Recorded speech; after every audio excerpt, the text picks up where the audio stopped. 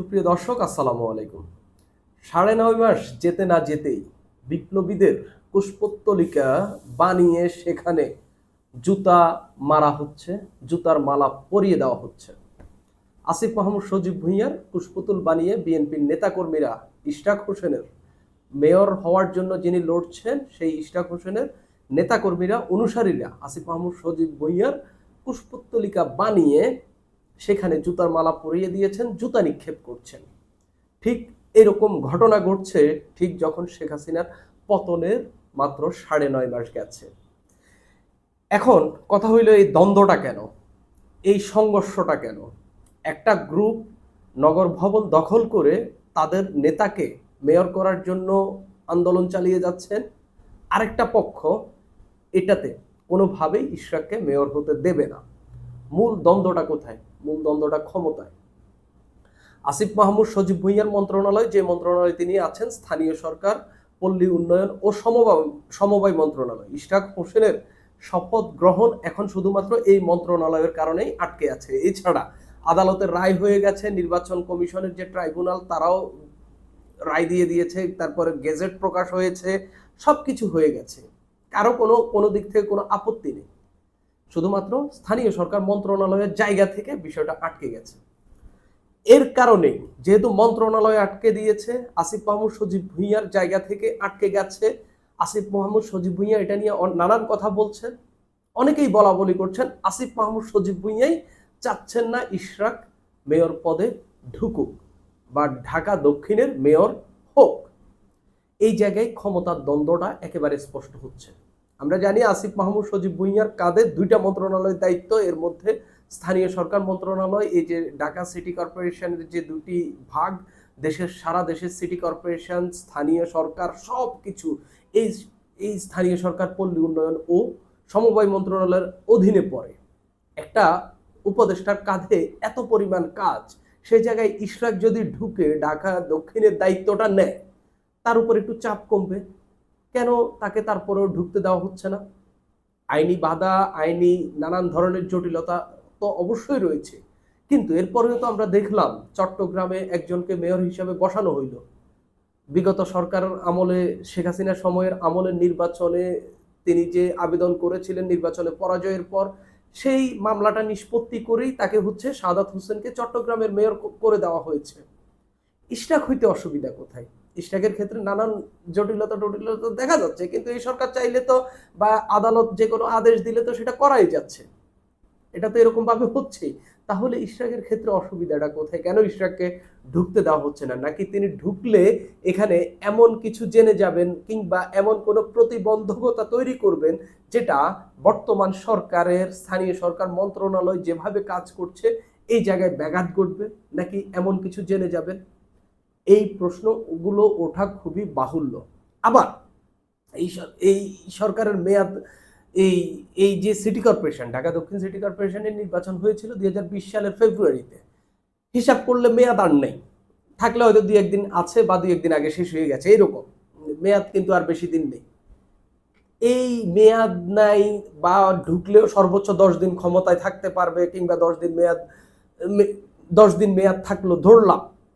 এই 10-15 দিন বা 1 মাসের জন্য ইশরাক হোসেন ঢোকার জন্য এরকম পাগল হয়ে গেছেন কেন? সব কিছুর কেন্দ্রে ক্ষমতা। যিনি ঢুকতে চাচ্ছেন এবং যিনি ঢুকতে দিচ্ছেন না, দুইটাই অনির্বাচিত। কেউই ভোট দিয়ে নির্বাচিত হন নাই, কেউই নিজেদেরকে ভোট দিয়ে প্রমাণ করে জনগণের রায়ে এখানে আসেননি। আসিফ মাহমুদ সজীব ভুঁইয়া অভ্যুত্থানের পর গঠিত সরকারের মধ্য দিয়ে তিনি এই মন্ত্রণালয়ে এসেছেন। ইশরাক হোসেন শেখ হাসিনার পতনের পর এই সব মেয়র উদাও হয়ে গেছে, এগুলো তো সরকারিভাবেই বাতিল করে দেওয়া হয়েছে। এখন সেই খালি জায়গায় আইসা ইশরাক হোসেন ঢুকতে যাচ্ছেন, জাস্ট এইটাই। দুজনই ডামি, কেউই জনগণের রায়ে নির্বাচিত না এখন পর্যন্ত। এখন আপনি ভোটের কারচুপি নিয়ে প্রশ্ন তুলতে পারেন, আন্দোলনের যৌক্তিকতা নিয়ে প্রশ্ন তুলতে পারেন, অবশ্যই শেখ হাসিনার পতনের আন্দোলনের যৌক্তিক, সেই যৌক্তিকতা নিয়ে কথা বলতে পারেন, এবং যৌক্তিক আন্দোলনের পরেই কিন্তু এই আসিফ মাহমুদ সজীব ভুঁইয়ারা এসে বসেছেন, সব জায়গায় যৌক্তিক। কিন্তু এই ঠেলাঠেলিটা কেন? এই দ্বন্দ্বটা কেন? এই সংঘর্ষটা কেন? কেন এই নগর ভবনে একে অন্যকে অবাঞ্ছিত করছে? কেন নগর ভবন আটকে রেখে শহরের মানুষকে নিদারুণ কষ্ট দেওয়া হচ্ছে? কেন মানুষকে নাগরিক সেবাগুলো দেওয়া হচ্ছে না? শুধুমাত্র আপনাদের ক্ষমতার দ্বন্দ্বের কারণে? আসিফ মাহমুদ সজীব ভুঁইয়া একটা স্ট্যাটাস দিয়েছেন, আমি একটু ওনার স্ট্যাটাসটা পড়ে, উনি কেন ইশরাককে ঢুকতে দেওয়া হচ্ছে না এর জন্য প্রায় 10টি কারণ লিখেছেন। সঙ্গে তাকে যে তার যে প্রতিকৃতি বানিয়ে, যেটাকে কুশপুতুলও বলা যায়, প্রতিকৃতি বানিয়ে যেখানে জুতা মারা হচ্ছে, জুতার মালা পরিয়ে দেওয়া হচ্ছে, ঠিক এরকম একটু দেখেন আসিফ মাহমুদ সজীব ভুঁইয়া নিজেই এটা শেয়ার দিয়েছেন। একটু ভালো করে দেখলেই দেখবেন যে ওনাকে জুতা এরকম করা হচ্ছে। তো এটা খুবই আফসোসের বিষয়। মাত্র শেখ হাসিনার পতনের আন্দোলনে যিনি নেতৃত্ব দিয়েছেন, 9.5 মাস যেতে না যেতেই তার গলায় জুতার মালা পরিয়ে দিচ্ছে যারা আবার ওই শেখ হাসিনার পতনের আন্দোলনের অংশ ছিল, বিএনপি, তারাই।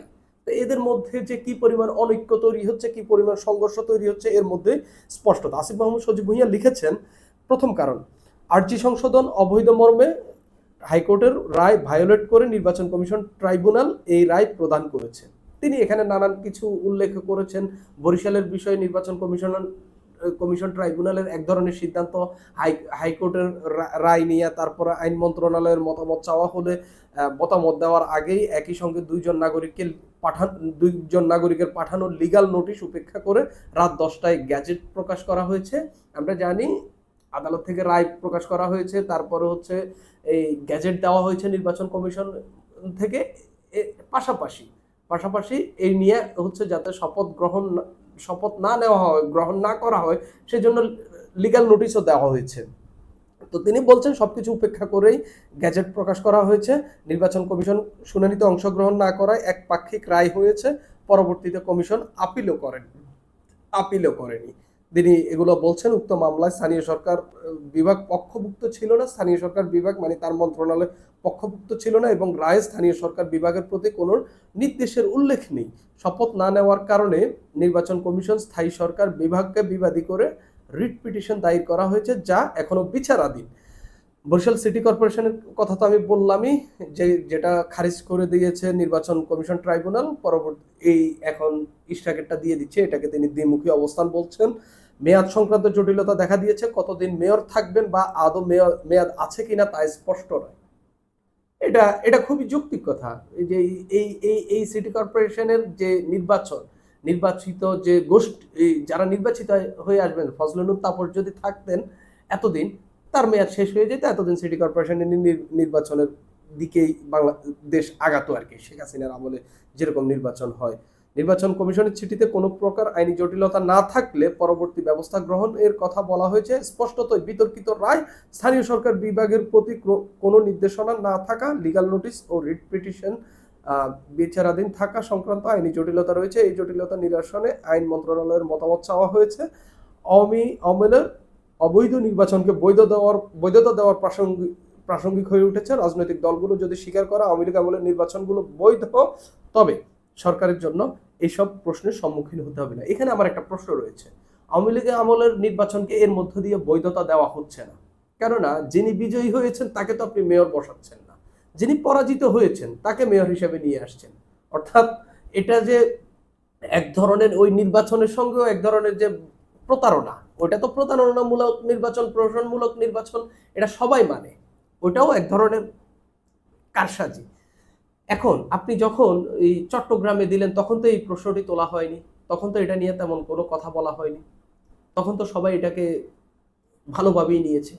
ইশরাকের ক্ষেত্রে কিংবা ঢাকা দক্ষিণের ক্ষেত্রে কেন অসুবিধাটা হচ্ছে? এখন আপনি যে প্রশাসক নিয়ে দিচ্ছেন সেগুলো তো কোনো না কোনো ভাবে অবৈধ, ওইগুলো তো বৈধতার মধ্যে পড়ে না। এখন আপনার তো রাষ্ট্রের কাজ তো চালাইতে হবে। তিনি এরপরে কিছু কথা লিখেছেন, উচ্চ আদালতে বিচারাধীন এবং উপরিল্লিখিত জটিলতা নিরসন না করা পর্যন্ত শপথ গ্রহণ সম্ভব নয়।